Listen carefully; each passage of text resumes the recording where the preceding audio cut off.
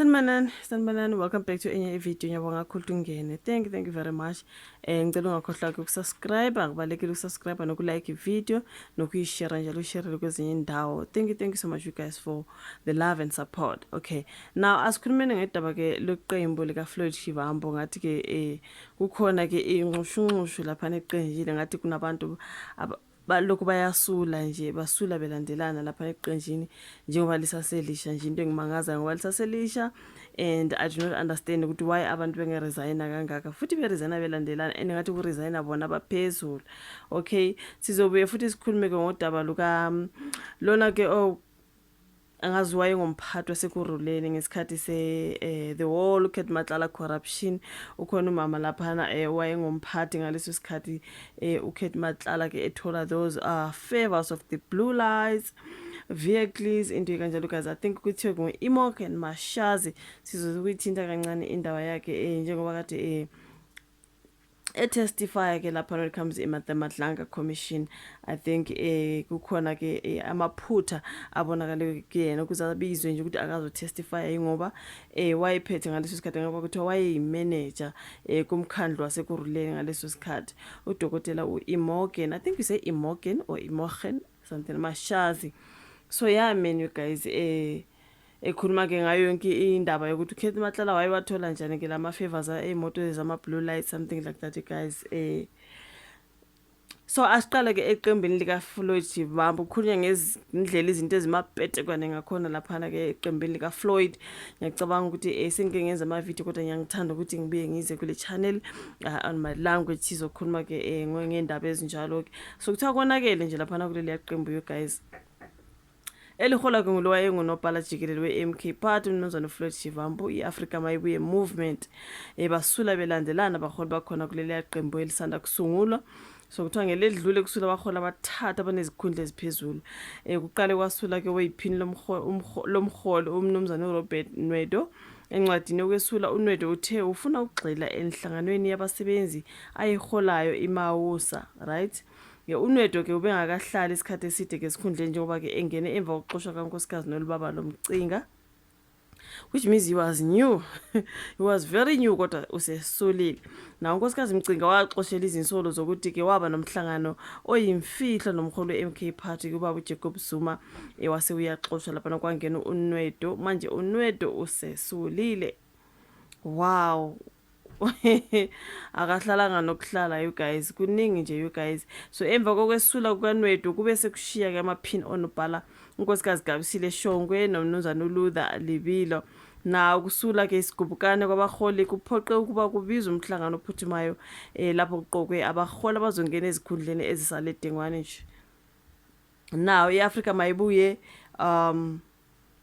movement yenze kungajwayelekile njengoba ke iqoke amaphini omholi amathathu. Wow, bathathu bonke abaqokiwe uMnumzane uThathu wamhohodi uNkosikazi Nomsa Mashobane Sibisi noMnumzane uSiphephile Mahlaba.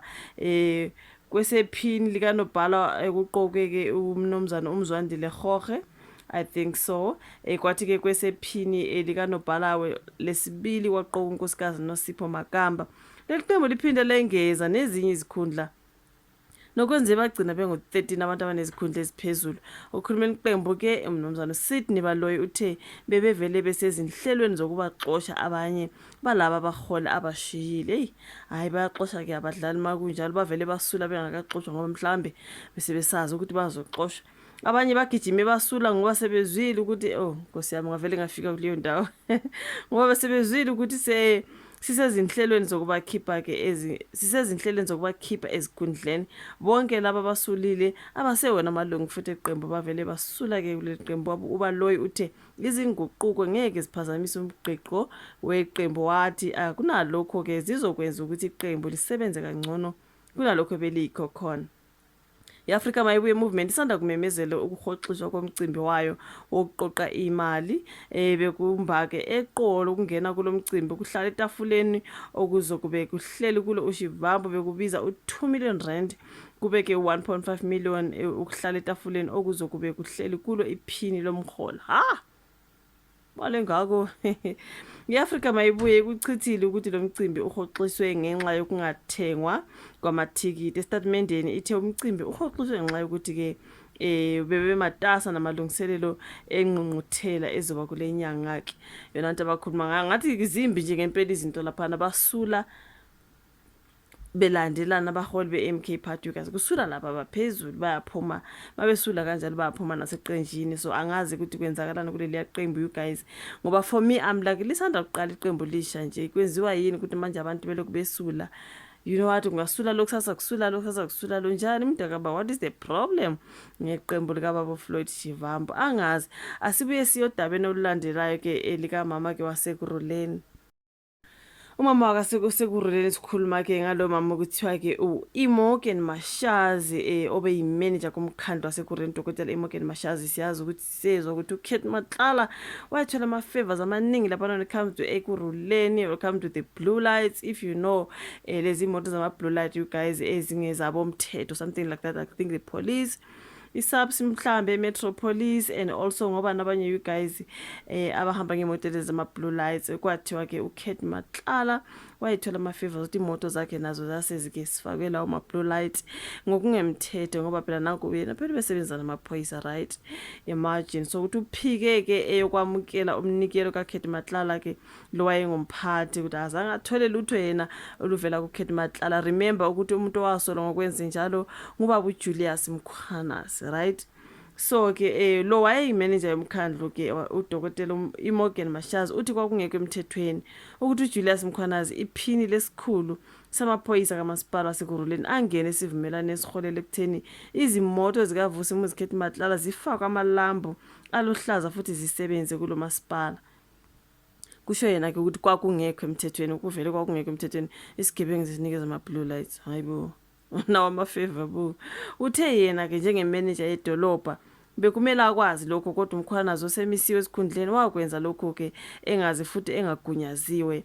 Uthe yena ke njengemanager yedolobha bekumele akwazi leyo nto, but ke waseyafihlelwa ke ngo-2022 uMkhwanazi wenza imemorandum yezimfuno egameni ledolobha laseKuruleni nenkampani yonogada kaMatlala okusola ukuthi uyilungu leCartel. Okay, lokhu kuholele ekutheni izimoto zikaMatlala zifaka amalamba aluhlaza those blue lights ngokungemthetho futhi zinikeze nezincwadi ezigunyaza ukudlula kwazo mahala ngesikhathi kunezivimba umgwaqo. Yazi uyabona ngala ama blue lights like mangathi nje azidlulele la noma kunama roadblocks uyadlula isigebengu phela ke manje ngoba phela usebenza nalaba ya you know. So ngalawo ma light ushuthi uyadlula nje kanjalo akukho umuntu ozomisa phela, imagine. So ngeke bafethu like he was very spoiled, like ngasho before ngathi waye spoiled ngaleyo ndlela ke uVusimuzi Kate Matlala wegazi. Lokho kuholele ekutheni izimoto zikaMatlala zifaka amalamba ahlaza ngokungemthetho futhi zinikeze nezincwadi ezimgunyaza ukudlula nje mahala noma kunezivimba umgwaqo. Thula inkulumo yakhe lapho ngomsombuluko uDokotela Mashazi uthe le memorandum ayikho emthethweni. Uthi kumina nje bekungekho emthethweni futhi bekungenamandla akhe ukungena esivumelwaneni sezimfuno. Ubuye wangeza ngokuthi akazi ngisho nangememorandum futhi akazi noma ke ake yasetshenziswa yini isikhathi lapha ke bembuza ngokuKate Matlala and those blue lights vehicles. Okay, the favors that he got kushuthi uKate Matlala babemvikela ngaleyo ndlela ukuthi yonke into nje babemnikeza yena for free, ukuthi noma kukuphi noma kunama roadblocks noma kunani uyadlula nje imoto zakhe nalawo ma blue lights and all that kumvumela ukuthi akadlule angamiswa umuntu. So ke umama lo ukuthi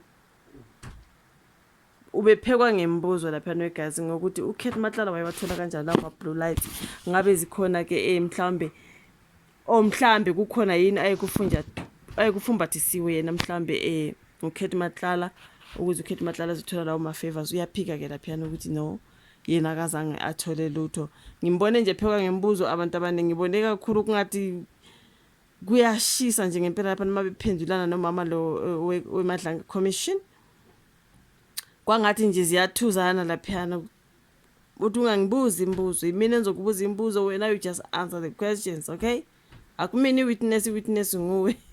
So ngathi mangihleli labo songipheka ngembuzo ekubeni yimina kumele ngipheke wena ngembuzo njenge-witness, hayi baphonsana ngamagama because she was coming strong for her. So yeah man guys, I think anzange lulandelele kakhulu udaba lwe-testimony yakhe, kodwa ke bakhulumile ngokuthi uye wayiphika ke indaba yama-blue lights akakhethi matlala ukuthi ube ngazi lutho konke kwenziwa ngumkhwanazi without her knowing. Okay, ilona daba bengithi ngizodi kulithinta kancane, and then sizobe sikhuluma kwenye ividiyo. Ngiyabonga kakhulu ukuthi uyibuke, uyilike phela, usubscribe, ushare.